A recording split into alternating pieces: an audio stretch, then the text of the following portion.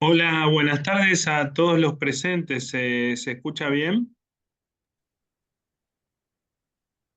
Sí, se escucha bien. Sí, perfecto. Muy bien. Bueno, buenas tardes a todos ustedes. Mi nombre es Ramiro Santos Freire. Estoy coordinando esta actividad del Centro de Estudios de Derecho Financiero y Tributario, la Comisión de Ambiente y Urbanismo. Una actividad que estamos muy satisfechos y muy contentos de presentar, vinculada a una temática de gran actualidad, como es la vinculación de los principios de la tributación con los principios ambientales. Eh, Quiero, en primer lugar, bueno, agradecer la gran participación que veo de todas las personas que se han unido al Zoom, tanto alumnos como profesores de la facultad que estoy viendo en el chat. Bueno, la actividad, la conferencia va a estar a cargo de la doctora Karina Larrañaga. Yo la voy a presentar. También me señalan que hay colegas de otras provincias presentados, también les damos la bienvenida y les damos las gracias. Y bien, siendo esta una actividad del Centro de Estudios de Derecho Financiero y Tributario de la Facultad de Derecho de la Universidad de Buenos Aires, le quería dar la palabra a su director, el doctor Horacio Corti. Le solicitaría si nos puede dar algunas palabras introductorias, algunas palabras para comenzar la actividad. Sí, muchas gracias, Ramiro. Bueno, ante todo, y como vos ya dijiste, muchas gracias a todos los presentes por participar una vez más en una de las actividades que hacemos desde nuestro Centro de Derecho Financiero y Tributario. Y también, bueno, quiero agradecer a Karina por participar en esta ocasión, exponiendo ella sobre estas cuestiones. Eh, Solo voy a decir dos palabras.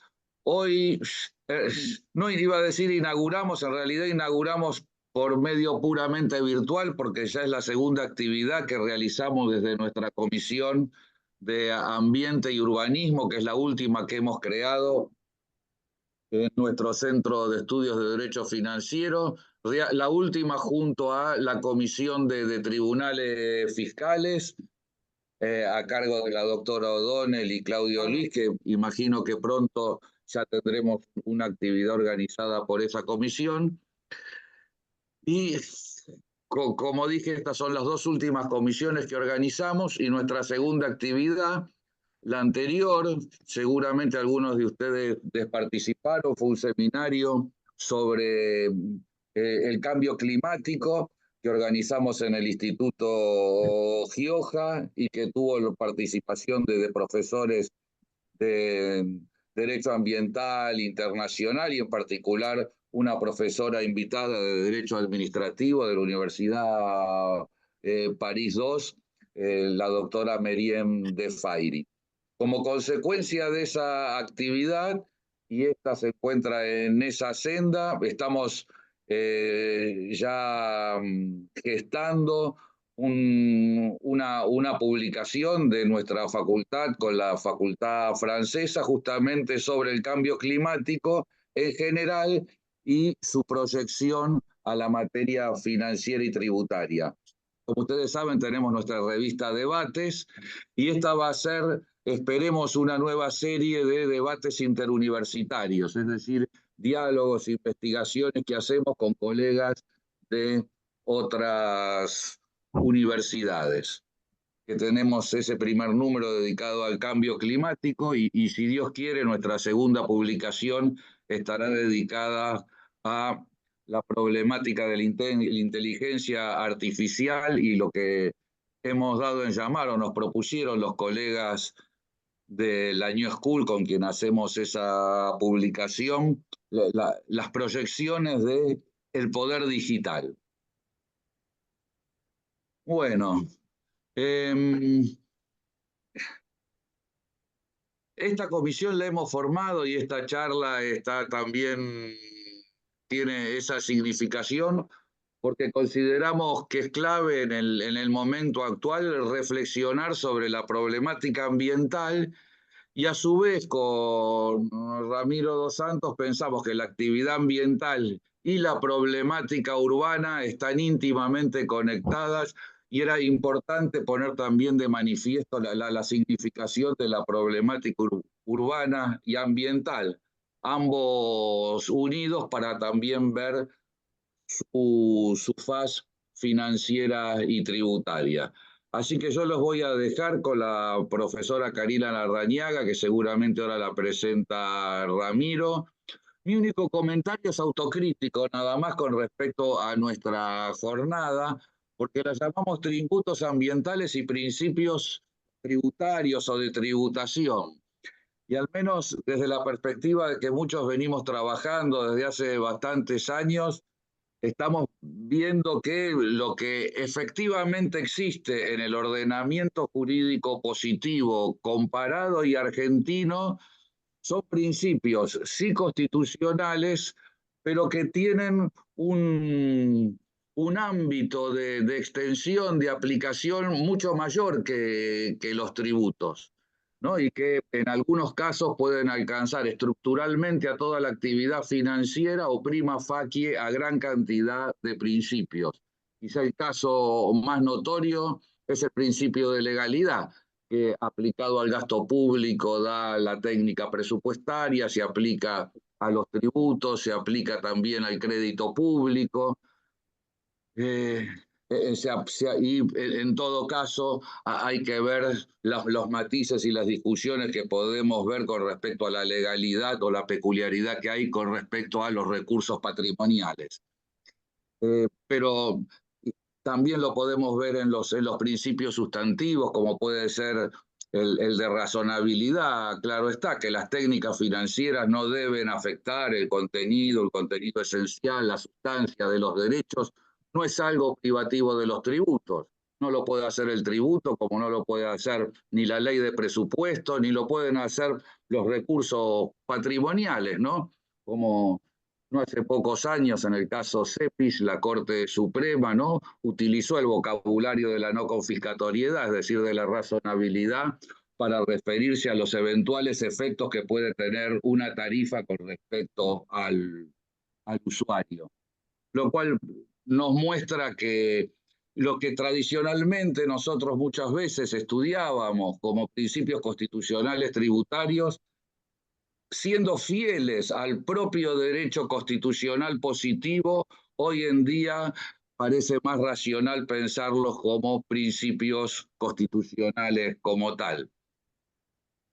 Por supuesto que puede haber principios o directivas constitucionales dirigidos especialmente a alguna de las técnicas financieras, pero creo que eso es más excepcional que otra cosa.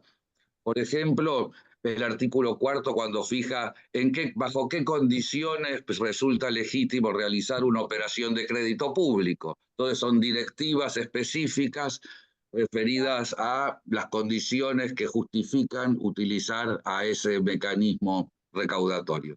Entonces, bueno, simplemente eso, ese comentario, digamos así, autocrítico a nuestro flyer, a nuestra organización, pero tal vez vos, Karina, pensás otra cosa, así que te vuelvo a pasar la palabra a Ramiro para que haga la presentación y Bueno, muchísimas gracias. bueno, Horacio Corti, muchísimas gracias por tu presentación, por tu introducción, por tus conceptos. Yo quería decir simplemente dos cuestiones operativas. En el transcurso de la charla, en el chat, voy a compartir un formulario de inscripción, un formulario de asistencia, mejor dicho, que es un formulario que ustedes, o sea, o los que quieran tener certificado, por supuesto que no es obligatorio, pero los que quieran tener el certificado de asistencia tienen que completar ese formulario.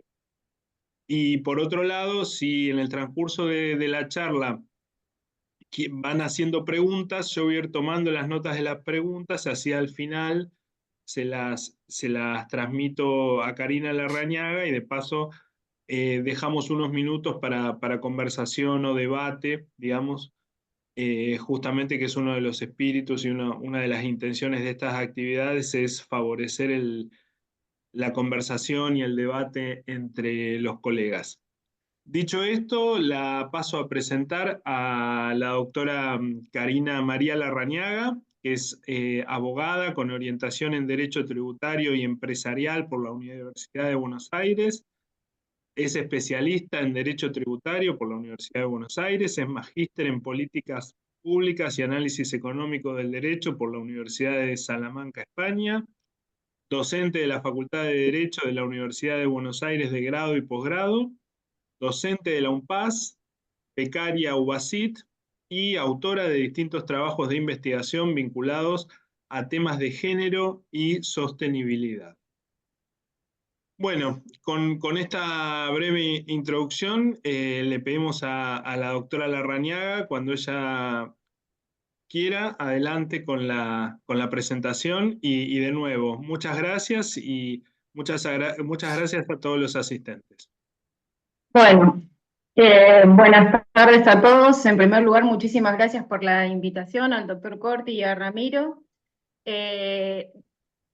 por la posibilidad de participar en el centro. Yo en realidad, más que tomo el guante de lo que dijo el doctor Corti, en realidad yo creo que voy a traerle más dudas que otra cosa a esta charla, pero bueno, me parece que es un poco las dudas que yo tengo al investigar estos temas. Voy a compartir pantalla, Ramiro, decime si ¿Sí? se ve bien. Sí, perfecto. ¿Se ve? Sí, sí. ¿Estoy compartiendo bien? Sí, sí. Bueno, para poder guiarme un poco en la exposición. Esto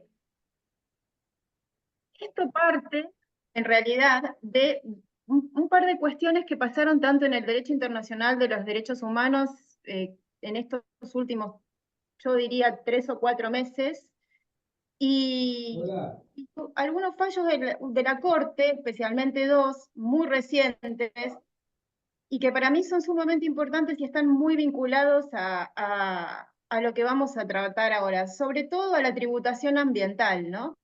Que, como dijeron en la presentación, yo soy profesora de finanzas públicas, soy una apasionada por el derecho presupuestario, sobre todo por el gasto público, pero en materia tributaria, ambiental, me pasa algo distinto porque me genera mucha duda este tema de cómo juegan los principios y tomando el guante de lo que dijo el doctor Corti, ¿de qué hablamos? ¿No? Hablamos de principios tributarios, hablamos de principios constitucionales que aplicamos al derecho tributario, en materia ambiental es lo mismo. Y bueno, y entonces lo que voy a intentar es un poco en primer lugar hacer un planteo de la situación para después dedicarme específicamente a la cuestión tributaria. ¿Por qué el planteo de la cuestión de los derechos humanos a nivel internacional? ¿Y qué es lo que pasa, por ejemplo, con la opinión consultiva número 32? Porque me parece que van a tener un peso específico en las decisiones de la Corte de acá en adelante en estos temas, a la luz de lo que ha resuelto en este último periodo y a la luz de lo que se viene, ¿no? Sobre todo con una coyuntura económica bastante movilizada. Entonces, empezamos por la opinión consultiva número 32 presentada a la Corte Interamericana de Derechos Humanos por Chile y Colombia.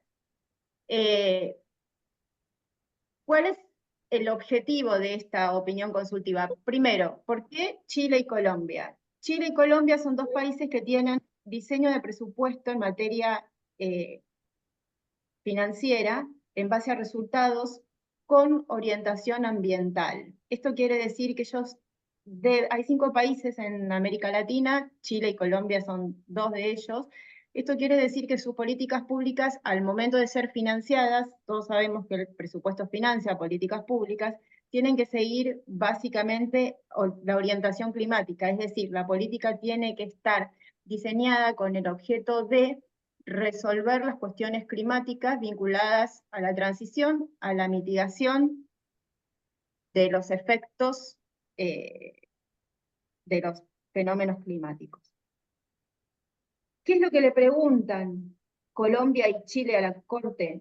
Bueno, básicamente la pregunta concreta es, a la luz del Acuerdo de París y del consenso científico sobre cuál es el límite en que los gases con efecto invernadero pueden o están permitidos para los países que forman parte del Acuerdo de París, ¿cuáles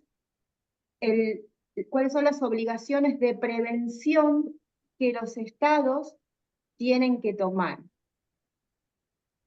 Básicamente lo que hace es pedirle una guía a la Corte Interamericana para que la Corte Interamericana especifique cuál debe ser la conducta de política pública en materia climática. ¿Cómo lo vinculamos nosotros con la materia financiera? Básicamente porque todas esas políticas van a necesitar recursos para hacerse efectivas.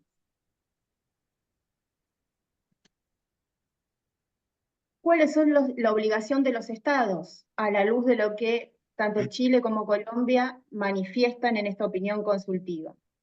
Las obligaciones de los estados están vinculadas con la transición energética, transición, mitigación y adaptación, con la sostenibilidad, con la viabilización de los recursos y sobre todo con la cooperación internacional. ¿Cuáles son las consecuencias sociales del cambio climático? Sobre todo en los países de América Latina. Y acá hay una cosa fundamental que tenemos que tener en cuenta. Si bien los países de América Latina no somos los más contaminantes, no estamos para nada dentro del grupo de los países más contaminantes, sabemos que están dados básicamente por Rusia, India, Estados Unidos y los países europeos, la contaminación que aporta el sector de América Latina es muy poca. La realidad es que sí estamos dentro de la franja de los países más perjudicados por la contaminación ambiental y por los fenómenos climáticos. Sobre todo por la dependencia que tenemos a los productos agropecuarios, por la biodiversidad que está en nuestro territorio, por las condiciones geográficas de los países de América Latina. Esto hace que si bien no colaboramos con la generación de estos gases de efecto invernadero, sí vemos el efecto en nuestro suelo. A nivel nacional podemos hablar de la crisis de la sequía del 2022 y todos los efectos económicos que esto tuvo, mucho más recientemente lo que sucedió en Brasil con las inundaciones, y todo el movimiento de recursos financieros que esto genera, porque con independencia de atender a la catástrofe y las consecuencias sociales de la catástrofe, ya sabemos por nuestra experiencia particular y por lo que vemos en los países vecinos, que todo esto tiene un trasfondo financiero fundamental, tanto en materia de gasto público como de presupuesto. Por el otro lado, los efectos de los fenómenos climáticos, que es una de las cosas que particularmente se marca en esta opinión consultiva, que tuvo audiencias el mes pasado, ¿sí? Y hoy resta, luego de escuchar aproximadamente 200 amicus curiae de diferentes asociaciones civiles, ONGs y demás organismos que intervinieron dando su opinión, resta la resolución final de la Corte Interamericana dando esta guía. ¿Cuál es una de las cuestiones que marcan Chile y Colombia al momento de presentar esta opinión consultiva? Y básicamente que el cambio climático tiene efectos transfronterizos. Esto quiere decir que lo que sucede en un país automáticamente va a tener un reflejo en otro, cuando hablamos de, por ejemplo, el impacto, o podemos citar el ejemplo del impacto de lo que fue la inundación en Brasil y los efectos que de alguna forma tuvo en provincias argentinas fronterizas. Una de las grandes problemáticas vinculadas al cambio climático es la imposibilidad de limitarlo geográficamente. Con lo cual, esto genera una cooperación, precisamente por eso la opinión consultiva de la Corte, para que los diferentes países que forman parte del organismo puedan tener una política simétrica y de cooperación conjunta. Desde el punto de vista de las consecuencias sociales más importantes, aumento de la pobreza y desigualdad, América Latina no es uno de los países, no es una de las zonas más pobres del planeta, pero sí una de las más desiguales. Los fenómenos climáticos generan migraciones forzadas y en general impactan más en las personas de más bajos ingresos, más bajos recursos, que son quienes viven en las zonas más proclives muchas veces a este tipo de fenómenos. Genera crisis alimentarias, precisamente por el daño que se genera en el suelo y que muchas veces afecta principalmente a personas que viven muchísimo más de una economía mucho más primaria, ¿sí? Crisis sanitarias, las enfermedades que se generan luego de todo este tipo de problemas climatológicos. A nivel nacional sabemos que hemos tenido hasta ahora que llegó un frío bastante importante, problemas muy serios con el dengue, que durante muchísimo tiempo parecía no era un problema a nivel nacional y en este último tiempo pasó a serlo y genera que las distintas, en el caso de la ciudad de Buenos Aires, la provincia de Buenos Aires, y bueno, toda una infraestructura para tratar de alguna forma mitigar y atenuar los efectos de la enfermedad y cómo combatimos el mosquito. Bueno, todo esto tiene un correlato con todas estas cuestiones. Entonces, los efectos climáticos tienen efectos económicos, tienen efectos sociales. La transición o el punto de unión es la sostenibilidad. Cuando hablamos de sostenibilidad, básicamente hablamos de la posibilidad de desarrollo económico respetando el medio ambiente. Esto básicamente implica la transición energética y el abandono de los combustibles fósiles, que son quienes probablemente generan con mayor impacto los gases de efecto invernadero, pero todo esto tiene un costo económico, un costo financiero tanto para los particulares como para el Estado. Y esta es un poco la parte que intento de alguna forma evidenciar a través de esta charla. ¿Cuáles son los antecedentes que llevaron a Chile y a Colombia a presentar esta opinión consultiva? En primer lugar, una anterior, que es la 23 del 2017, donde la Corte Interamericana ya expuso claramente que el medio ambiente es un derecho humano básico, indispensable, individual, y sobre el cual se desarrollan el resto de los derechos humanos, es decir, que la correcta prestación del resto de los derechos depende en una medida sumamente importante de un medio ambiente sano, que sin ese medio ambiente sano es imposible el desarrollo del resto de los derechos. Al mismo tiempo hizo mención a esta cuestión que hablábamos antes de el impacto transfronterizo de los fenómenos climáticos, y dejó en claro que el calentamiento o los cambios climáticos, los fenómenos climáticos, se asientan en los gases de efecto invernadero. Acá voy a hacer una aclaración. Yo sé que hay todavía corrientes que niegan esta cuestión del calentamiento climático y el efecto de los gases con efecto invernadero. A los efectos de esta charla y por mi opinión particular, realmente estoy asumiendo esta postura. Lo aclaro porque sé que es una cuestión que a pesar de todo, hoy en día sigue teniendo también sus detractores. En el mismo marco de los organismos interamericanos, pero ya ahora en palabras de la Comisión Interamericana de Derechos Humanos se dictó la resolución 3 del 2021. Y esta resolución empieza a vincularse un poco más con lo que tiene que ver con las finanzas públicas. La resolución de la Comisión Interamericana da por sentado la existencia de los fenómenos generados por el calentamiento climático, da por sentados los efectos nocivos en el pleno goce de los derechos humanos y la necesariedad de mejorar las condiciones del clima y respetar sobre todo los acuerdos a los que llegaron los países en el marco del Acuerdo de París. para la efectividad del resto de los derechos humanos, y en el capítulo 9 hace referencia exclusivamente a cuestiones financieras. Y habla concretamente de los impuestos ambientales. ¿Qué es lo que dice en el punto 53, este capítulo 9 de la resolución 3 del 2021? Dice, la generación de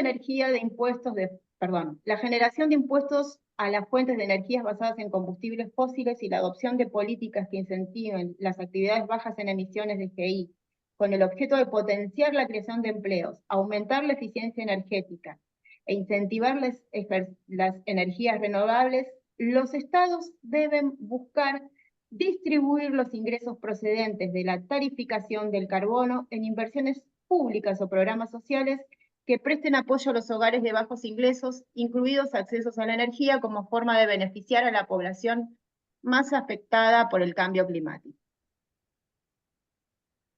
En el punto 24 vuelve a hacer referencia a los subsidios y dice, para evitar el aumento de los precios de bienes básicos y otros efectos negativos de los impuestos al carbono y de la reducción de subsidios energéticos en los hogares, los estados deben crear programas de protección a sectores poblacionales en situación especial de vulnerabilidad. Y en el punto 57 dice, los estados deben considerar disminuir al máximo todos los subsidios a los combustibles fósiles, crear impuestos frente a los mismos, y redistribuir los recaudados hacia el sistema de energía limpia, renovable y no contaminante como el eólico o el solar, poniendo en el centro para el desarrollo de estas fuentes de energía el respeto a los derechos humanos. Es decir, la resolución 3 del 2021 toma directamente a los recursos tributarios, a los impuestos, como una forma de distribuir de energías no renovables, o de energías renovables, energías no renovables, concretamente de todo lo que tiene que ver con el impuesto que se aplica sobre la producción de combustibles fósiles a energías más limpias, y por el otro lado, toma concretamente los efectos que esta transición económica puede tener, poniendo el foco en la tributación, que creo que es uno de los puntos centrales de todo este tema. ¿Por qué digo esto? Porque nos está hablando de qué tributos. ¿Nos está hablando de los tributos que nosotros conocemos o está hablando de otra cosa? ¿O son dos cosas las que de alguna forma se están planteando?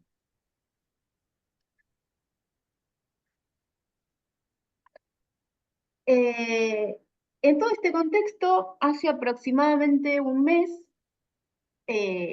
unas señoras, no lo sé pronunciar bien en francés, así que vamos a decirlo como sale, Climate Seniors Schweiz, unas señoras suizas muy enojadas con el gobierno suizo porque el gobierno suizo no tomaba a su cargo las medidas de cuidado que debía tomar para hacer más apacible su vida como consecuencia del cambio climático. Ellas lo que decían es que Suiza no estaba tomando las medidas acordes a eso, y ellas veían mucho más limitada su posibilidad de movilidad, que realmente era un problema que como consecuencia de su edad las estaba perjudicando, y que el tema central era que eran políticas públicas que el gobierno suizo debía vehiculizar y el gobierno suizo no vehiculizaba. Esta discusión empieza en el 2021, a nivel local el Poder Judicial en Suiza lo deniega, y estas señoras, perdón, esto empieza en el 2020, y en el 2021 ellas llegan a la Corte Europea de Derechos Humanos. Consiguen que la Corte Europea de Derechos Humanos tome su caso, y hace menos de un mes la Corte falla contra Suiza, y básicamente dice que todo lo que habían dicho estas señoras era verdad. Para todo esto aclaro que uno de los argumentos centrales que se utilizó para rechazar el pedido de estas señoras es que, bueno, que como todavía no se habían arribado a las pautas o a los límites que había puesto la Convención, el Acuerdo de París, no era posible evaluar el daño del que ellas estaban hablando. Que para poder evaluar ese daño debería haberse extralimitado los límites a la contaminación del Acuerdo de París. La Corte Europea de Derechos Humanos rechaza este argumento y considera, a través de todas las pruebas que se generaron en este expediente, que Suiza sí tenía responsabilidad, que no había tomado las medidas que se encontraba en posibilidades de adoptar para favorecer condiciones de vida de esta señora. Bailando con la activación del principio, cualquier lado, no lo podía creer. ¿Hay alguien que tiene el micrófono abierto? Porque hasta lo había invitado a la casa a jugar cuando iban al colegio. Por favor, si alguien puede apagar el micrófono. Toma cualquier dos, después de esa edad. Se juega, te manda autista. ¿Cuál es la autismo de qué? No sé, ¿hay alguien que con el micrófono puede apagar? ¿Puedo apagar su micrófono? Asociado con otras tecnologías que traen el autismo. El administrador puede silenciar a todos. Varias. Sí. Yo no lo puedo hacer. Porque hablar habla, viste. Ahora es un vacío. Guerra, estás con el micrófono prendido. Cambios importantísimos en la integración, en mostrar el afecto. Bueno, seguimos. Sí. Bueno, el antecedente europeo es fundamental porque se enmarca, esto sucedió un mes antes prácticamente de la audiencia que tuvo lugar en la Corte Interamericana, con lo cual la Corte Interamericana claramente va a tener en cuenta este antecedente de la Corte Europea de Derechos Humanos, y al mismo tiempo lo que se planteó ante la Corte Europea tiene una vinculación concreta con lo que Chile y Colombia le están planteando a la Corte Interamericana en relación a cuáles son las obligaciones de los estados, qué deben hacer los estados. Y ese qué deben hacer los estados es cómo se financia, ¿sí? Todas las políticas públicas generan costos y todas las obligaciones de los estados tienen una traducción económica. Como dijimos hace un ratito en el slide anterior, la Comisión Interamericana ya había puesto el foco en los tributos, y bueno, y entonces ahora empieza un poco la discusión de los tributos. ¿De qué tributos hablamos? Hablamos de tributos ambientales, hablamos de tributos convencionales.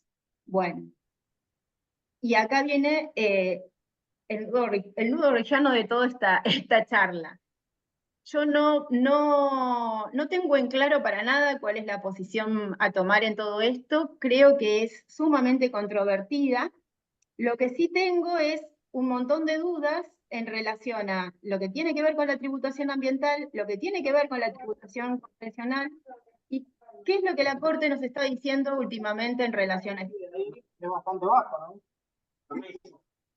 Cuando hablamos de tributación ambiental, ¿cuáles son las características centrales de los tributos ambientales en oposición a los tributos convencionales o a los tributos clásicos o a los tributos que nosotros aprendimos y conocemos? Los tributos ambientales son impuestos reguladores, son un instrumento de regulación económica. Los impuestos convencionales, los impuestos que nosotros conocemos, tienen una función central que es recaudatoria. Entonces, en una primera aproximación, los tributos ambientales tienen por función modificar una conducta contaminante en el marco de una contaminación permitida, y los impuestos convencionales tienen por función central generar recursos al fisco. Los tributos ambientales se enmarcan en un estándar de maximizar el bienestar general a través de atenuar la contaminación, mientras que los impuestos convencionales tienen por finalidad central sostener el gasto público. Dentro de lo que es la estructura del hecho imponible, podríamos decir que los impuestos ambientales en el elemento cuantificador de ese hecho imponible van a tratar de internalizar una externalidad negativa dada por la contaminación, cuantificarla, y el valor de ese tributo va a tener que reflejar la internalización de esa externalidad negativa cuantificada. Los tributos que nosotros conocemos básicamente buscan una manifestación de capacidad contributiva, las tradicionales, consumo, renta y patrimonio, y lo que intentan es generar recursos para el erario público en función a gravar una manifestación de capacidad contributiva concreta. Los tributos ambientales, y acá para mí se genera una de las dudas, persiguen objetivos extrafiscales, mientras que los tributos convencionales buscan generar recursos, persiguen fines fiscales. ¿Y por qué digo que se genera una de las dudas? Porque lo que no tengo claro es si realmente la esencia del tributo ambiental es extrafiscal y no está persiguiendo algo distinto, sino que es un impuesto netamente extrafiscal en oposición a un tributo fiscal. ¿Por qué esto es importante? Porque acá hacemos referencia a lo que dijo el doctor Corti en la presentación. ¿Cómo juegan los principios constitucionales? ¿Y cuáles son los valores que están en juego en una o en otro campo de estudio? Los tributos ambientales buscan modificar conductas contaminantes dentro del marco de una contaminación permitida. ¿Sí? Si hablamos de daño ambiental, estamos hablando de otra cosa. Si hablamos de ilícitos ambientales, el objeto central del tributo ambiental es modificar la conducta. Se enmarca dentro de lo que sería la economía del comportamiento, ¿sí? A través de modificar la carga tributaria, a través de este impuesto económico, lo que estoy generando es que la conducta se modifique, que la industria se tecnifique de forma diferente a través de buscar bajar los costos de producción.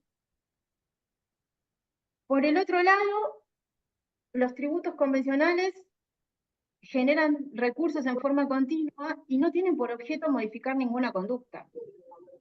Más allá de que los impuestos que nosotros conocemos o que yo a los efectos trato como convencionales pueden tener efectos extrafiscales. Eso se ve muchísimo, por ejemplo, en los tributos aduaneros, cuando se aplica una barrera arancelaria para de alguna forma limitar el ingreso de determinado producto. Si bien el tributo convencional puede tener fines extrafiscales, no es el fin en sí mismo. Y dentro del marco de la economía, lo que perseguimos a través de, precisamente, tener como norte la capacidad contributiva es la redistribución o distribución, ¿sí? Dentro del marco del derecho financiero, del sostenimiento del gasto público. Por eso la importancia de la capacidad contributiva. En el marco de los tributos ambientales estamos hablando de otra cosa. Yo puedo tener recaudación fiscal y de hecho la tengo, que es lo que los ambientalistas llaman el doble dividendo, porque no solamente desaliento la conducta, sino genero recursos, pero lo cierto es que ese no es el objetivo principal del tributo ambiental. De hecho, si el tributo ambiental se centra en la recaudación tributaria, no sería, desde el punto de vista técnico, un tributo ambiental, porque no es su objeto fiscal, sino su naturaleza es extrafiscal. Y entonces, en este marco, mi análisis hasta acá, y es lo que creo que hay que seguir trabajando, es que los tributos ambientales, tal y como están llamados a regular, sobre todo las conductas ambientales, en el marco de todos los compromisos asumidos a nivel internacional en el marco de los derechos humanos, son tributos que nos hacen replantear los principios de la tributación tal y como nosotros los hemos aprendido hasta ahora. ¿Por qué? Porque básicamente principios constitucionales de la tributación más clásicos hacen referencia a garantías individuales y los tributos ambientales hacen referencia a garantías colectivas. Cuando nosotros hablamos de capacidad contributiva, hablamos del derecho a la igualdad, hablamos de no confiscatoriedad, siempre son límites que la Constitución impone al Estado en relación al patrimonio de los particulares. En cambio, en materia ambiental, estamos hablando de algo diferente a una garantía ambiental, sino a garantías sociales, a derechos analizados desde sobre todo el cambio climático como un vehículo necesario para hacer frente al resto de los derechos. Entonces, acá me parece que es un tema que deberíamos quizás centrarnos en el análisis. Y hablo particularmente de la capacidad contributiva, porque como vi que alguien dijo al principio en el chat, en todo lo vinculado con el derecho ambiental, el principio fundamental es el principio de quien contamina paga. Y en general se opone, o los estudiosos de esta incompatibilidad entre la capacidad contributiva y los tributos ambientales, porque es una de las cuestiones más estudiadas en materia de tributos ambientales, todo lo vinculado a la capacidad contributiva. Los estudiosos de este tema siempre oponen este principio, quien contamina paga, el principio contaminador-pagador, a el principio de capacidad contributiva, y de alguna forma intentan encontrar un punto de unión entre estos dos principios. Y un poco, bueno, los estudiosos de la materia sientan dos posiciones, ¿no? Intentar buscar este punto de unión, dar primacía al principio de capacidad contributiva, porque hablamos de tributo, y otros desconocerlo. Y en lo personal, lo que yo creo es que tenemos dos cuestiones diferentes al momento de analizarlos. Cuando hablamos de capacidad contributiva y impuestos convencionales, tenemos garantías individuales vinculadas al contribuyente, y cuando hablamos de tributación ambiental hay algo más, y quizá por eso no entra el traje de la misma forma, sino forzándolo, y ahí es a donde se generan todos los conflictos. Bueno, esto es acá un poco de la síntesis. Los principios tributarios convencionales vehiculizan garantías individuales por excelencia que buscan un impacto directo en la recaudación fiscal. El principio quien contamina paga intenta modificar la conducta contaminante dentro del marco lícito posible. Cuando hablamos del principio quien contamina paga en su ámbito preventivo, que es del que nos ocupamos en materia tributaria ambiental, porque los estudiosos de la materia hablan de este principio en diferentes facetas. Nosotros nos ocupamos del preventivo, que es precisamente el que tratan o el que intentan de alguna forma captar los tributos ambientales.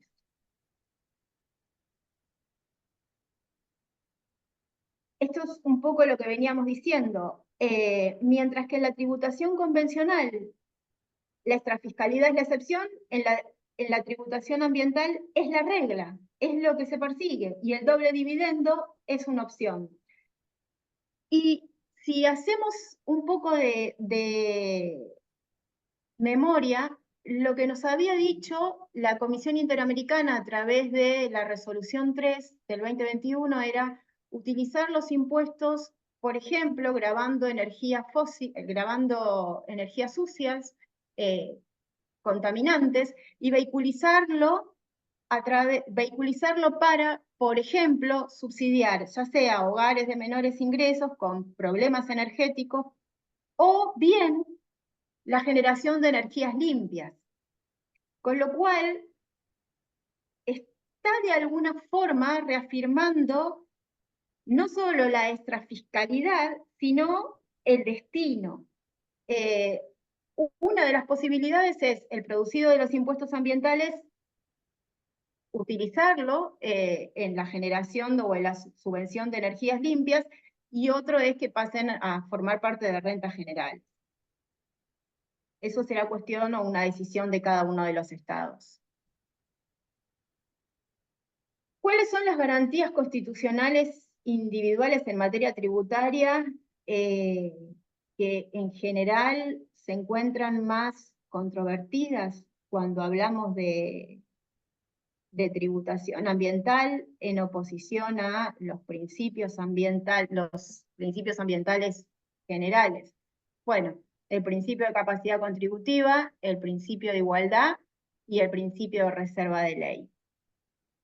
De estos tres, yo creo que el que merece menores dudas en relación a cómo debería interpretarse es el principio de reserva de ley, y ahí tomando un poco lo que dijo el doctor Corti al principio de la presentación, yo creo que no hay ninguna duda que es uno de los que está por encima de la pirámide jurídica, y ya sea que hablemos de tributación ambiental o de tributos convencionales, no, es un principio que no puede ser cercenado. Más allá de las cuestiones puntuales, es como un límite a la tributación en general. Ahora bien, en lo que tiene que ver con la capacidad contributiva y el principio de igualdad, yo creo que a la luz de los recientes fallos de la Corte, que ahora vamos a ver un poquito de eso, y todo lo vinculado al fenómeno y al impacto social del cambio climático y de la tributación ambiental, me parece que de alguna forma hay una relectura de estos principios.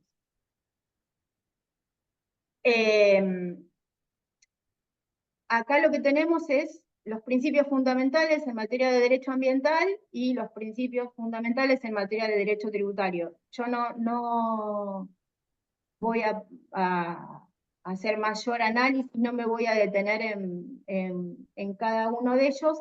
Sí es importante tener presente que en relación a la capacidad contributiva, este principio de, sobre todo, el principio de quien contamina paga, es como el que más juega en oposición a nuestra capacidad contributiva. Acá algunas particularidades de la tributación ambiental vinculados a la capacidad contributiva. Bueno, los tributos ambientales no persiguen capacidad contributiva, pues no se vinculan con una manifestación de riqueza, sino que buscan modificar patrones sociales de conducta. Considerando el objetivo social, los impuestos ambientales no buscan generar recaudación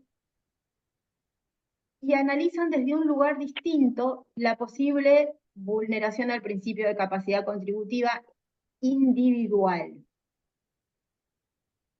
El elemento cuantitativo está dado precisamente por la medición de esta externalidad negativa que genera la contaminación y que se puede encontrar totalmente desvinculada de la capacidad contributiva. Acá también debería aclarar que algunos estudiosos del tema hablan de que en materia de contaminación debe realizarse una evaluación negativa de la capacidad contributiva, y algo así como que si hay capacidad contaminante, hay una capacidad contributiva encubierta que debería ser la que capte la norma. A mí me parece que esto es forzar un poco la interpretación, y volvemos a lo mismo, ¿no? Me parece que es intentar analizar los tributos ambientales a través de un prisma que no es el prisma del que el derecho, en este caso tributario ambiental, nos está hablando.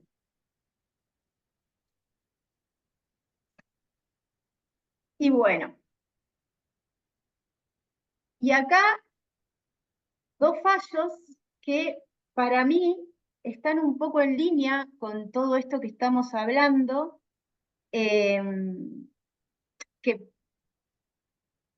creo que son, si bien tratan con, bueno, como ya todos sabemos, creo los que estamos acá, estamos hablando de Tabacalera Sarandí y Broadway Technology.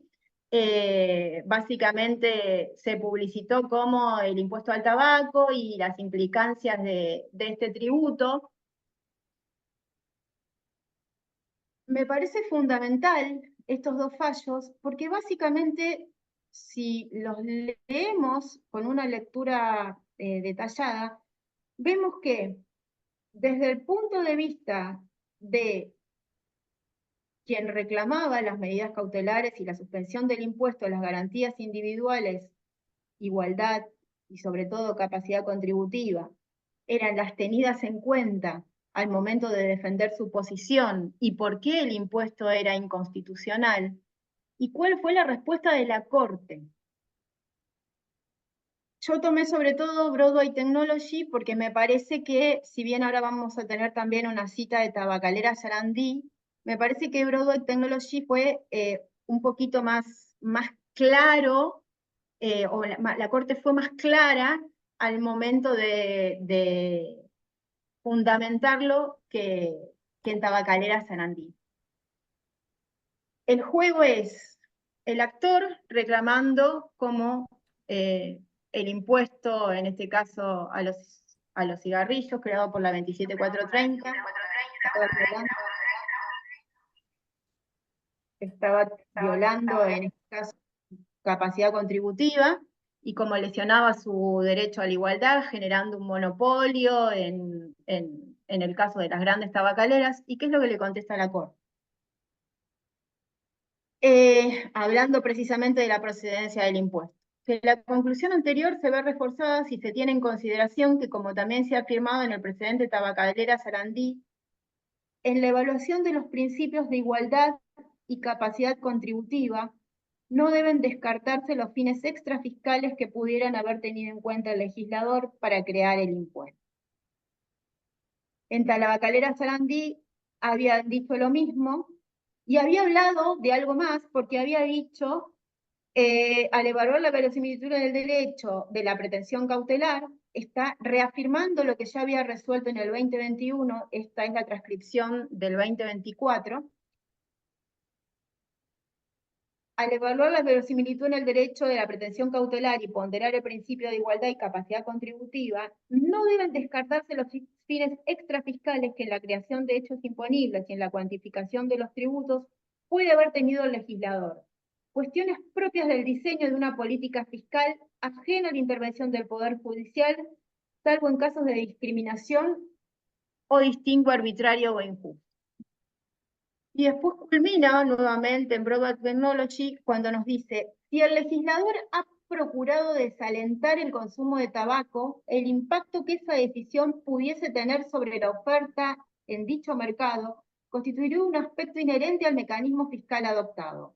Si el efecto hipotéticamente fuese negativo sobre tales actividades y sectores, los jueces no podrán pasar por alto que ese fue justamente el propósito perseguido a fin de tutelar la salud de la población. Dicho efecto no solo no impediría descalificar este tipo de impuesto selectivo al consumo, sino que avalaría el cumplimiento de los fines extrafiscales que la ley tuvo en miras alcanzar. Y todo esto, yo creo que es un poco la oposición que tenemos en materia de tributación ambiental. Y me parece que esto es lo que vamos a empezar a analizar un poco. El doctor habló también de la inteligencia artificial y bueno, todo el panorama nuevo que se abre en materia tributaria en relación a eso. Y yo creo que en materia ambiental va a pasar algo muy similar. Creo que estas últimas resoluciones a nivel internacional, sobre todo de la Corte Interamericana, los fallos del Tribunal Europeo, la posición de la Corte al momento de analizar los tributos ambientales no está hablando concretamente en el caso de Tabacalera Sarandí, no se está refiriendo a impuestos estrictamente ambientales, pero sí nos está dando, yo creo, señales muy concretas que suelen ser, que van a ser de aplicación necesarias cuando discutamos este tipo de cuestiones. Creo que esto es trascendental, sobre todo al momento de plantearse una contienda judicial en lo que tiene que ver con un tributo de esta naturaleza. Porque como nos muestra este fallo, la discusión, ¿qué va a versar? Va a versar sobre principios constitucionales, tributarios individuales, o va a versar sobre cuestiones que están vinculadas a fines sociales y donde la Corte ya a través de estos precedentes nos está diciendo, el impuesto está buscando otra cosa. Creo que son un montón de abanicos que están abiertos y que bueno, que me parece que como planteó el doctor al inicio de la charla, nos llevan a repensar un poco todo este tema de cómo juegan los principios tributarios en materia ambiental, sobre todo cómo va a jugar el principio de capacidad contributiva. Sabemos que desde el punto de vista económico se abre toda una nueva coyuntura, a donde además otra cuestión central en materia ambiental es que si bien la nación tiene la potestad de dictar las leyes de presupuestos mínimos, son cada una de las provincias las que tienen la obligación o el derecho de dictar su propia legislación, y esto incluye la legislación tributaria en materia ambiental.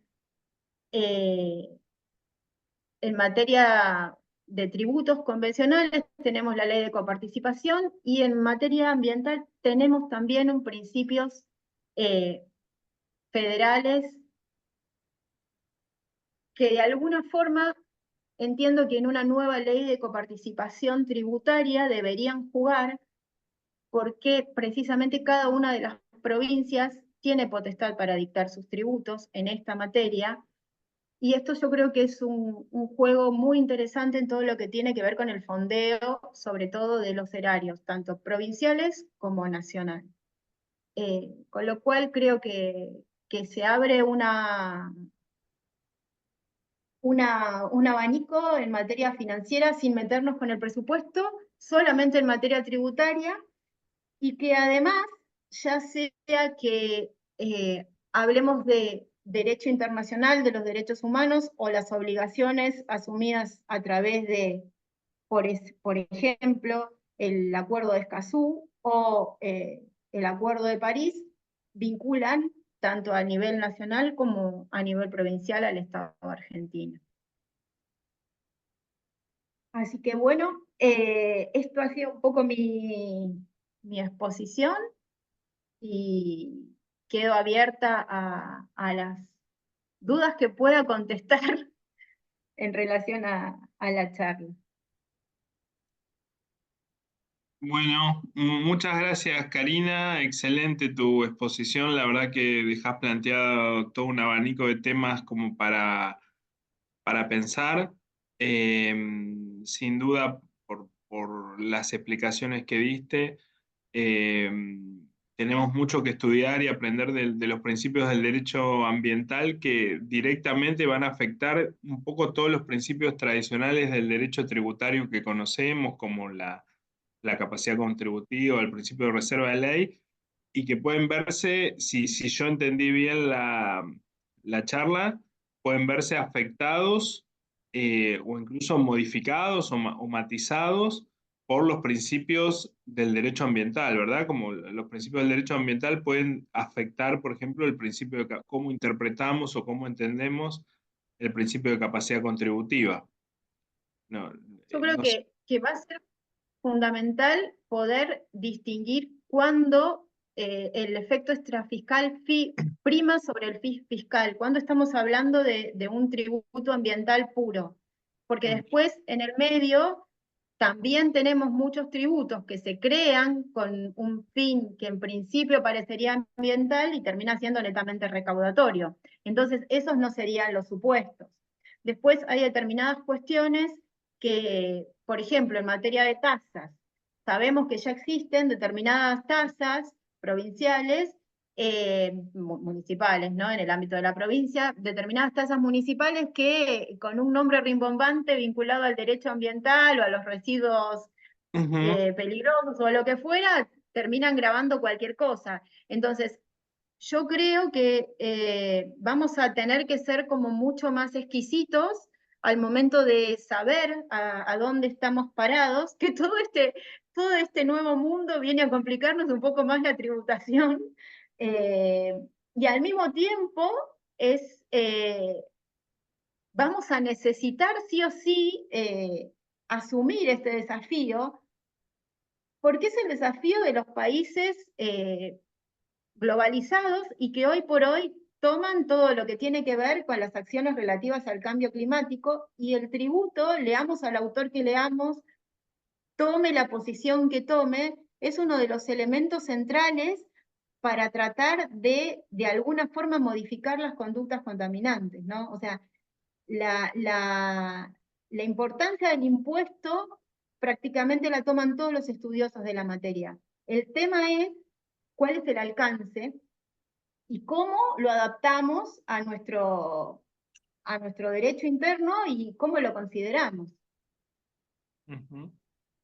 Y ahí y agrego algo más. Vos, pareciera que la Corte Suprema está dando indicios de tomar muy en cuenta, digamos, las finalidades extrafiscales. Por ahí todavía no tiene algo consolidado sobre eso, pero está dando indicios en esos fallos que vos mencionabas.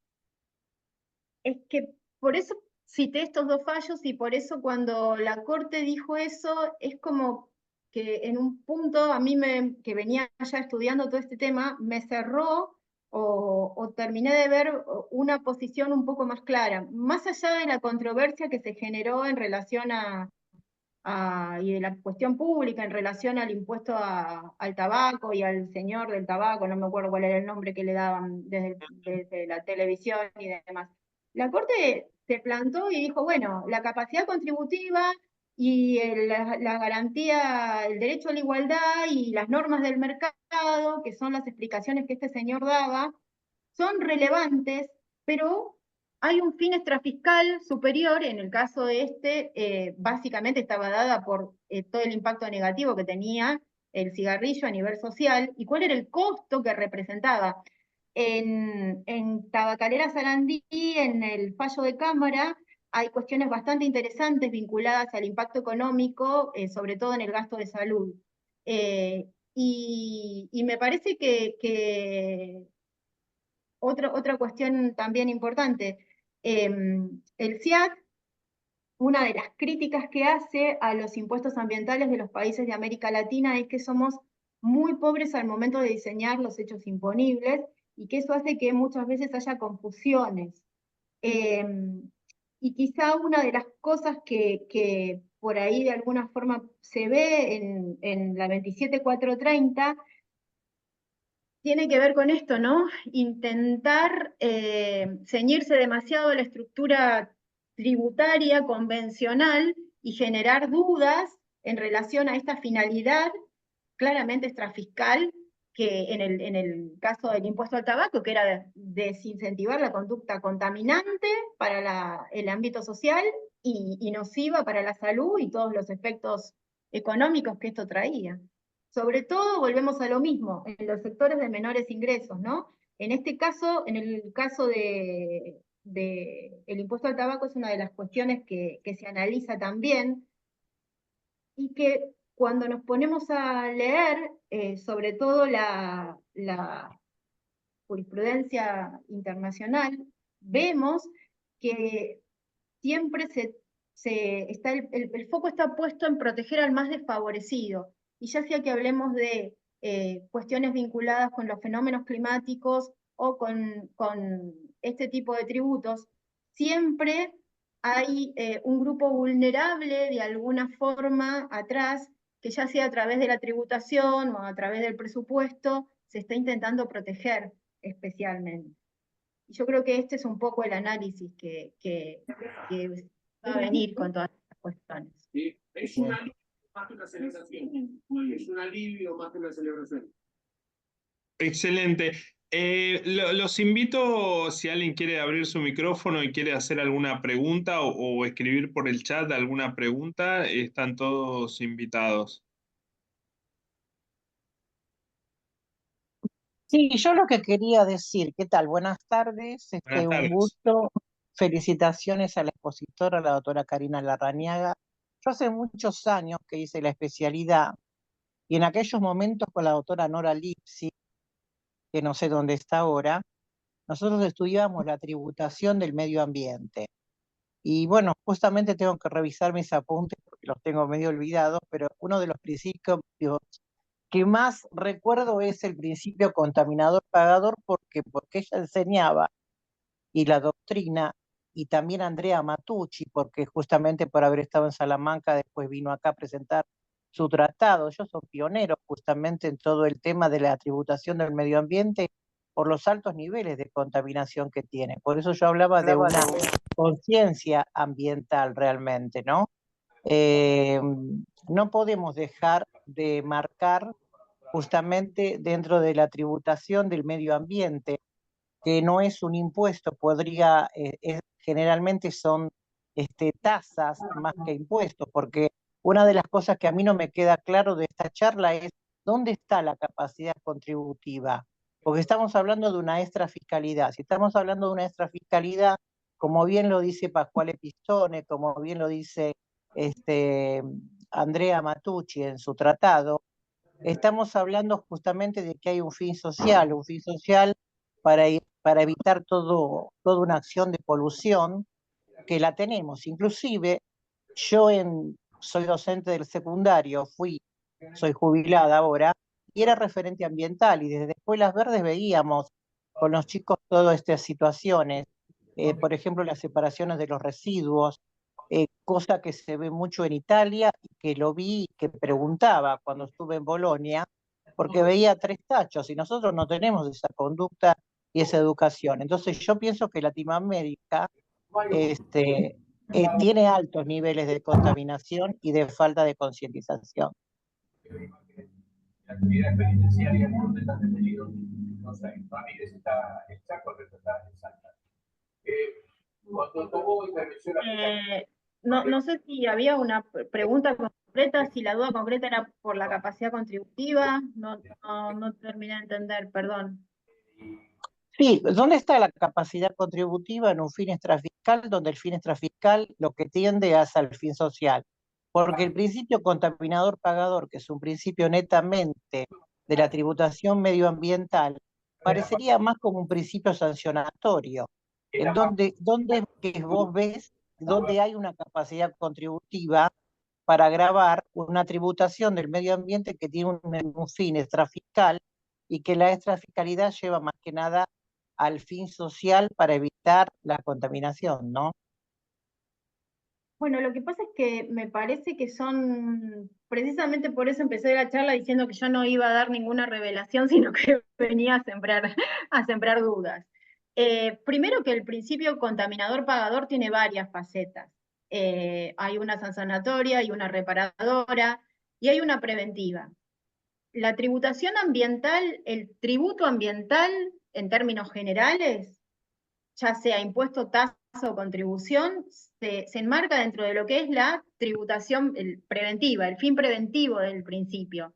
Y este principio, al internalizar precisamente la externalidad negativa de la contaminación y cuantificarla, lo que está haciendo es a través de un impuesto, de alguna forma decir, bueno, ok, si vos vas a utilizar por ejemplo, no sé, en Ecuador, el impuesto a los envases. Cuando vas y consumís cosas con envases de plástico, pagás un impuesto por ese envase de plástico. La idea es que vos vayas con tu botellita o con tu envase y de esa forma no pagás el impuesto. En definitiva, lo que pretenden es que vos no utilices más envases plásticos y bajar la generación de residuos. ¿Cómo lo hacen? Aplicando un impuesto. Me ha tocado en otro lugar un impuesto sobre las fotocopias, que al principio dije, pero ¿cómo un impuesto sobre las fotocopias? Bueno, lo que intentan es que se genere menos papel. Entonces, si vas a sacar fotocopias, vas a tener que pagar el valor de la fotocopia más un impuesto a las fotocopias, que va lo recaudado en ese caso la autonomía, porque era en España, y la idea era que no saques fotocopias, no utilices papeles. En fin, la conducta que están desalentando es la generación del papel. Y quizás, a ver, la capacidad contributiva no estaba dada por el valor de la fotocopia, porque después acá vienen particularidades que no estamos, no las estoy tratando yo acá, porque ya son demasiado finas y no era el contexto de la charla, a donde además me interesaba poner el foco de dónde está hoy, sobre todo la posición de los organismos de derechos humanos internacionales, tanto latinoamericanos como europeos. Pero, ¿qué vamos a hablar? ¿De impuestos directos, indirectos? Si son indirectos, son trasladables, y ahí empezamos a ver cuál es el impacto, qué pasa, va a depender de la posición del mercado, según quién esté aplicando el impuesto, en fin, se abren un sinnúmero de interrogantes. De hecho, el tema de la traslación fue uno de los argumentos que también se trató en este fallo de Tabacalera.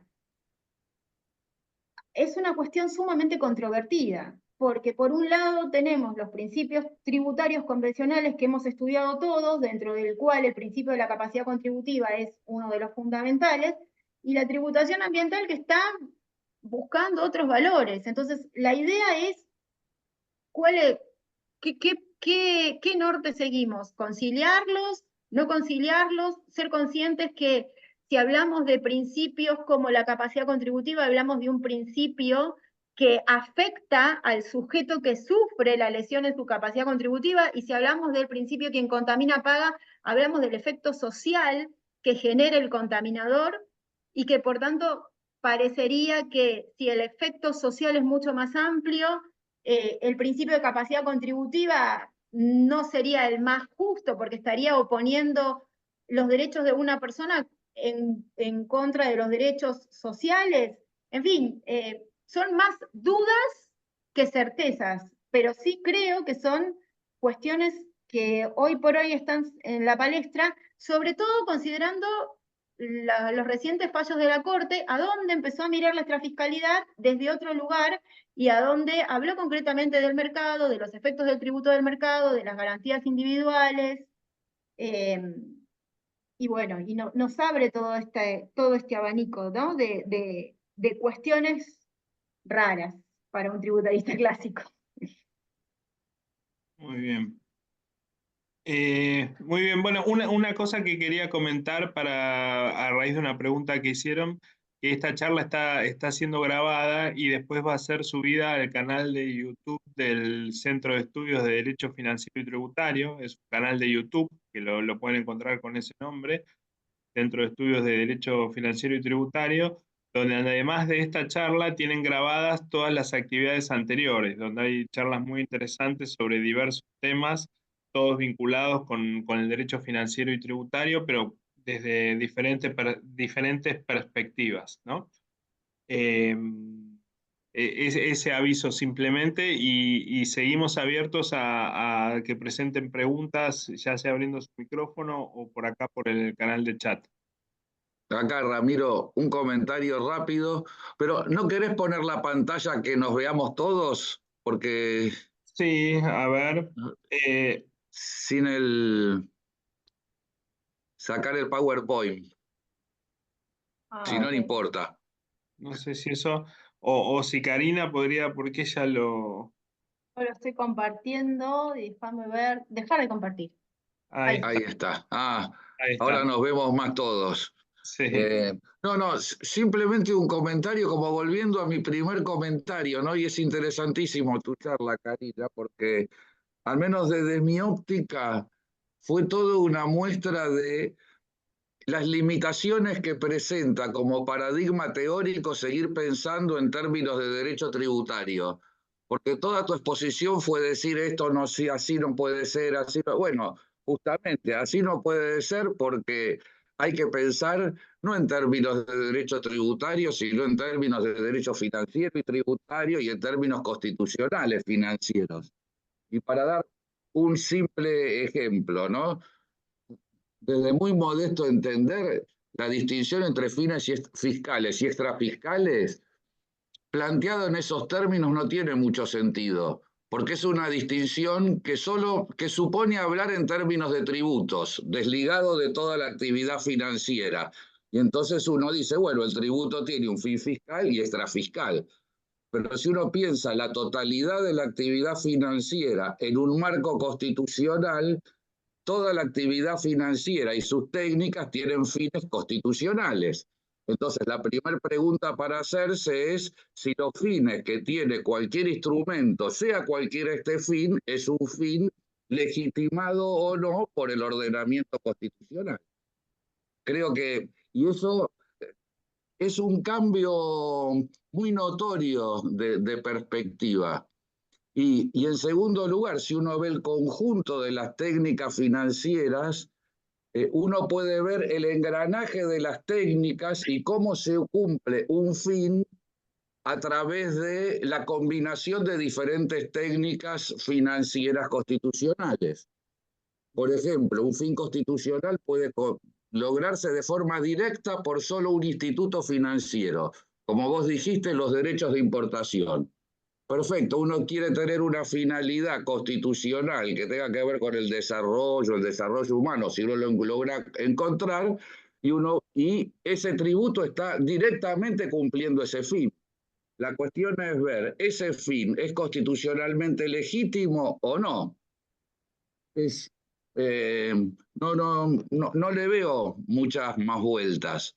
Y el otro ejemplo que vos diste, que es interesante, y es justamente el concepto de capacidad contributiva, que no es un concepto tributario, como se viene diciendo en la doctrina, es un concepto financiero, y es un concepto financiero constitucional, que implica poner en juego todo el andamiaje constitucional. Entonces, si las constituciones cambian, la idea de capacidad contributiva cambia.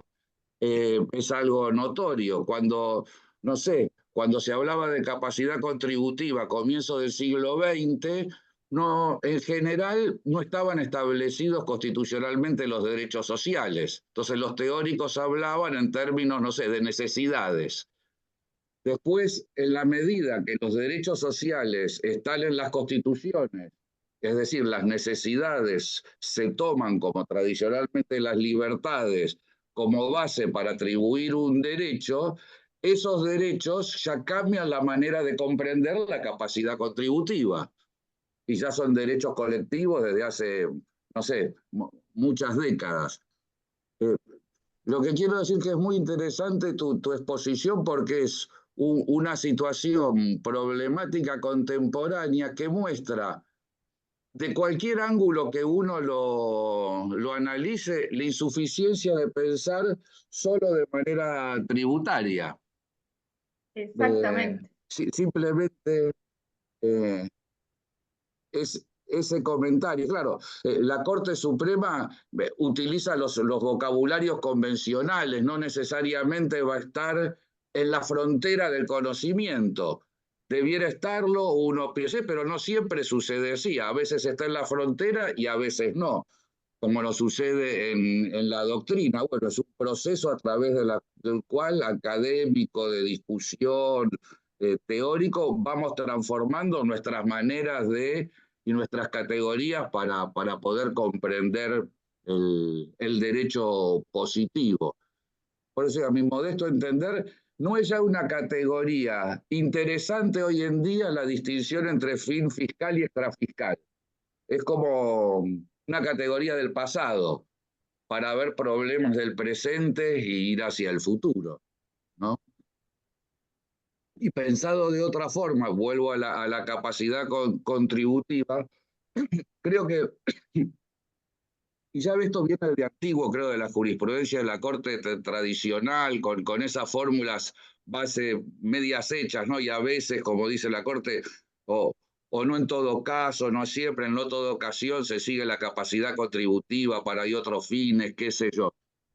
Me parece que nosotros en la doctrina tenemos una distinción muy sutil entre capacidad económica y capacidad contributiva, y me da la sensación que en muchas argumentaciones se empieza hablando de capacidad contributiva, se pasa a hablar de capacidad económica y entonces se dice, bueno, pero sin querer, y se sigue creyendo que se habla de capacidad contributiva. Entonces se dice, no se sigue la capacidad contributiva. Yo no creo que sea así. No se sigue la capacidad económica, pero si vemos la capacidad contributiva como una valoración constitucional de la capacidad económica, uno tiene que ver todo el entramado constitucional para valorar qué significado constitucional tiene la riqueza. Y entonces ahí entran el derecho ambiental, los principios ambientales, un sinnúmero de aspectos que hacen a la transformación del significado de capacidad económica en capacidad contributiva. Por lo tanto, ¿qué quiero decir? Que vos ponés de manifiesto un montón de discusiones que con ese vocabulario carece de sentido, ¿no? Vos decís, bueno, tenemos que ir hacia otra cosa. Bueno, Sí, yo a su vez me lo interpreto, me llevo agua a mi molino, digamos. La otra manera de pensar es la que creo que es adecuada. Pero bueno, no sé, tal vez los colegas, vos mismos pueden pensar otra cuestión. no, es Eso que, nomás.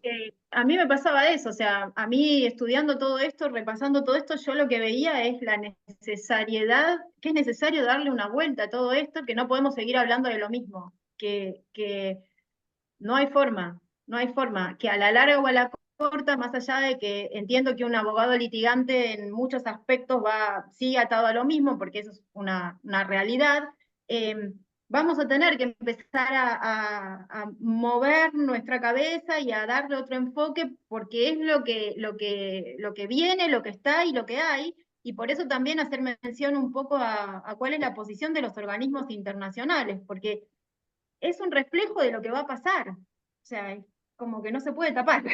Está ahí. Sí, no quiero monopolizar el diálogo, pero tenía otro comentario brevísimo porque nos llevaría a otro debate, pero viendo el comienzo de tu exposición, y vos dijiste, bueno, algunas reglas que habría que seguir, aparentemente el consenso político argentino actual va en un sentido absolutamente diferente, porque aparentemente todas las esperanzas de nuestro sistema político está puesto en la explotación de recursos fósiles y de minería. Digamos, y es más, según la ley base, es el nuevo régimen de incentivo y demás, vos decís, no hay que dar subsidios, esto es todo un régimen no solo de subsidios, ¿no? Sino que un régimen absolutamente incentivador, y es interesantísimo por 30 años, ¿no? Porque si hablamos del cambio climático, el tiempo, la sustentabilidad, significa que por 30 años, pase lo que pase con las cuestiones ambientales, climáticas, etcétera, nada de eso se va a poder modificar. Sí, a mí ahí se me ocurrió, o sea, yo ahí también vi otra cosa. Me parece que más allá de la posición que haya a nivel individual, yo creo que todo lo que tiene que ver con el cambio climático y con los compromisos asumidos a través sobre todo del Acuerdo de París, nos van a obligar a hacer modificaciones, porque si no nos vamos a quedar afuera del mundo. O sea, hay límites concretos para comercializar, para vender productos, para realizar todo tipo de transacciones comerciales que tienen que ver con las garantías de sostenibilidad de nuestra producción. Y eso es independiente del discurso político. Es como que los recursos los van a necesitar, con lo cual entiendo, y una de las cuestiones de lo que usted plantea es lo que yo miraba, pero al mismo tiempo lo que veo es que comercialmente, si no tenemos garantía de sostenibilidad, si los procesos industriales no apuntan a esto, no hay posibilidad de comerciar, con lo cual a la larga o a la corta el cambio está más allá de esta cuestión, ¿no? Que sí, que es notoria. Pero bueno, sí. Bueno. Ahí veo a varios profesores, al doctor Revilla, al doctor Masay, si alguno quisiera darnos alguna palabra, muy agradecido. Bueno, perdón, ¿no? Lo que pasa es que escuchaba y realmente estuvo muy interesante felicitarla a Karina porque sistematizó esto y esto te ordena un montón de cosas, ¿no? Claramente. Así que voy a ser muy breve. Obviamente estoy muy expectante de lo que vaya a hacer la Corte Interamericana de Derechos Humanos con esta consulta, ¿no? Y coincido con Karina que digamos que la opinión, la decisión que vaya a tomar va a influir claramente en nuestra jurisprudencia. Y en el punto que planteaba recién Horacio Corti respecto de las cuestiones que tenían que ver con el RIGI, con el apostar a una cierta política que es ciertamente abandonada en el mundo, ¿no? No tenemos que olvidar que, por ejemplo, la Unión Europea liquidó las minas de carbón hace mucho tiempo, ¿no? Y todo ese tipo de producción ya ha invertido muchísimo en energías limpias, con lo cual todo esto parece un sinsentido. Pero la preocupación es que cuando uno ve todas las modificaciones a través del DNU de fines del año pasado, son modificaciones tendientes a la autonomía de la voluntad y a mantener un supuesto sinalagma entre las partes contratantes, con lo cual todas estas cuestiones que vos has planteado, Karina, de el fin social, las cuestiones, es como que todo este tramado jurídico es un retroceso, por lo menos lo niega y lo ve como algo aberrante, ¿no? Con lo cual, digo que la expectativa en la decisión de la Corte Interamericana es importante, porque creo que va a ser un campo de interpretación vital Sí. para intentar ordenar esta situación y que, como bien vos decías, no nos caigamos del mundo, digamos, ¿no? Porque no vamos a poder vender absolutamente nada.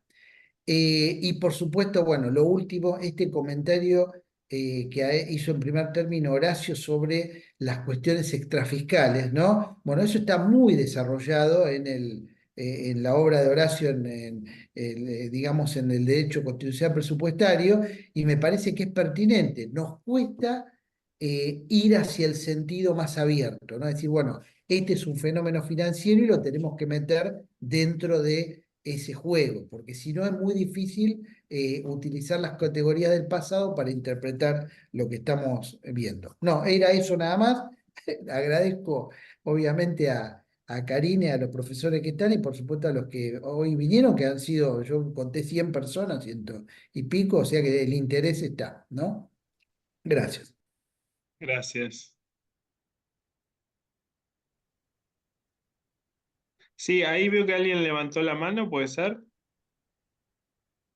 La contadora, ¿o no? Ah, no.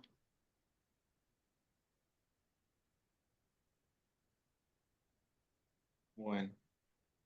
Bueno, yo también, de tanto de lo que comentaba Horacio y lo que comentaba recién Héctor, un poco para mí el tema también confluye con la cuestión de las responsabilidades de las empresas en materia de derechos humanos, ¿no? Siempre acá estamos hablando de contribuyentes que en temas ambientales, en general, en líneas generales, son grandes contribuyentes, ¿verdad? Y entonces ahí entra un poco todos los paradigmas de la Organización de Naciones Unidas, las resoluciones que existen sobre responsabilidades, empresas y derechos humanos, ¿no? Cosas que la Corte Interamericana ha desarrollado ya alguna línea en ese tema, ¿no?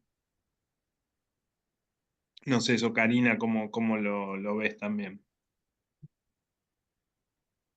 Bueno, yo creo que eso se vincula con esto que decía Héctor de no caernos del mundo, porque me parece que hay lineamientos bastante claros en relación a esto, tanto a nivel de los organismos regionales como a nivel internacional. De hecho, precisamente por eso el foco siempre es uno de los temas que plantean los ODS, ¿no? Que tienen que ver con este tránsito a la sostenibilidad y con la responsabilidad de las empresas y con que el Estado es el encargado de establecer los mecanismos regulatorios para que esto suceda, pero que no es el principal responsable de la financiación, porque sinceramente no podrían hacerlo.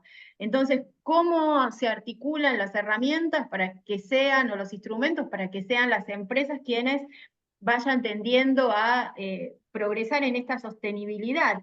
Y el tributo, en este caso, es uno de los mecanismos utilizados para eso, ¿no? Por eso un poco esto, bueno, si no nos adaptamos, no vamos a poder comerciar, por más que seamos excelentes productores agropecuarios, si no tenemos certificados de sostenibilidad, esto no va a poder avanzar. Entonces, y las empresas van a ser las encargadas de generar ese tipo de conductas, porque sus beneficios dependen de eso.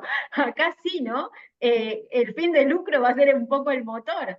Entonces, la vinculación para mí es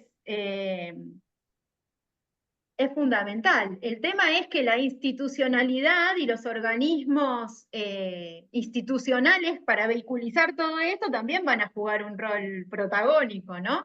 Porque las empresas, más allá de que necesiten adaptarse a los desafíos del desarrollo sostenible, tienen que estar vinculadas y guiadas para eso por estructuras sólidas que las obliguen a responder, ¿no? O sea, en este punto yo creo que los ODS son sumamente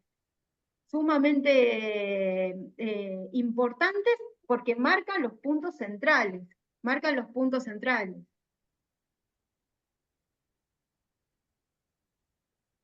Ujú. Y bueno, es un punto interesante, ¿no? Bueno, Karina es especialista en el tema de los ODS y la Agenda 2030, que como vemos está hoy en día, no es un derecho internacional aislado, porque si vemos cualquier otro ámbito del derecho internacional, hay una referencia a los ODS. Sin ir más lejos en nuestra materia, no sé, la Declaración de Punta del Este de no hace poco, sí, en el marco de todo el foro global de la OCDE y la transparencia. Pero paradójicamente, hoy en día parece ser que somos, no sé si el único, pero uno de los pocos países. Claro, bueno, no es una convención que pueda denunciarse, ¿no? Pero nuestra política de relaciones internacionales parece ser análoga, ¿no? En la medida que no vamos a participar aparentemente en nada que tenga que ver con los ODS, que es de alguna forma casi no participar en nada que tenga que ver con el derecho internacional público hoy en día, ¿no? Algo que no sabemos hacia dónde no nos puede conducir.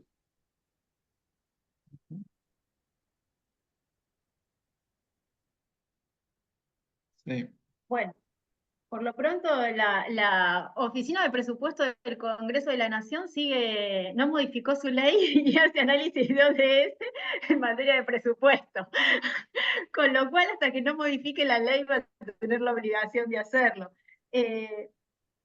No sabemos qué va a pasar. La realidad es que me parece que todo es un signo de pregunta gigante, pero creo que hay un montón de legislación y de responsabilidad, por ejemplo, en el marco del Acuerdo de París, que no va a ser tan fácil desconocer, ¿no?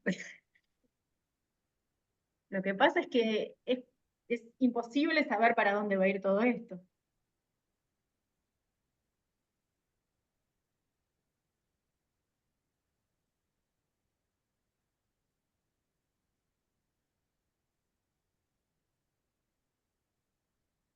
Bueno, ahí en el chat les pusimos la dirección del canal de YouTube donde la charla está grabada.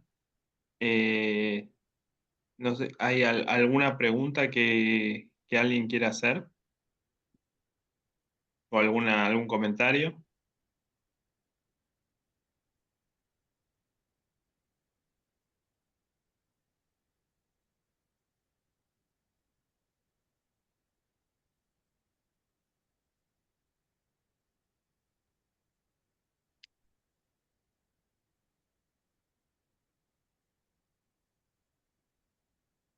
Bueno. Bueno,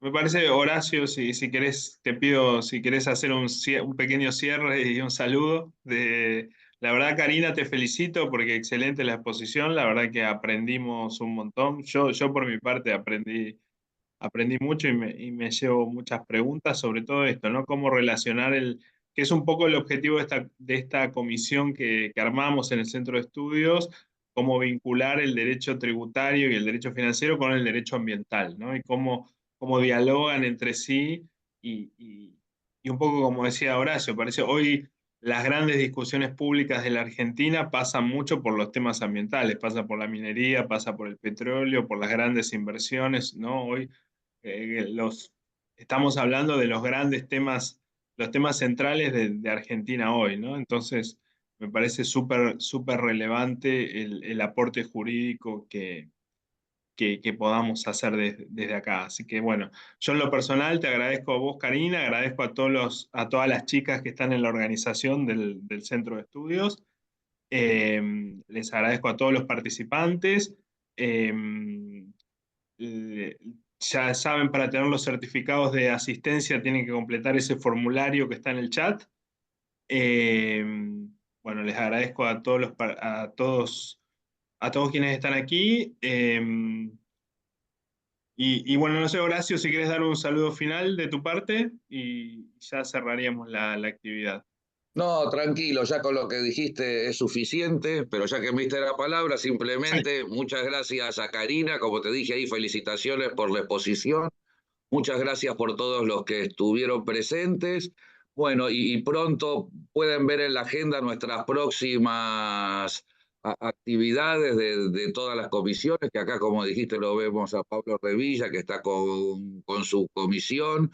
Yo creo que, si no me equivoco, la próxima semana tenemos la comisión de graduados y bueno, y pronto ya les avisaremos cuál es la próxima actividad de esta comisión de ambiente y urbanismo. Así que muchas gracias a todos y bueno, buenas tardes.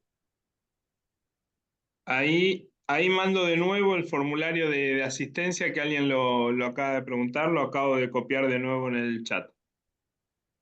Muchas gracias a todos. Gracias a todos. Bueno, Adiós. gracias a todos y buenas noches.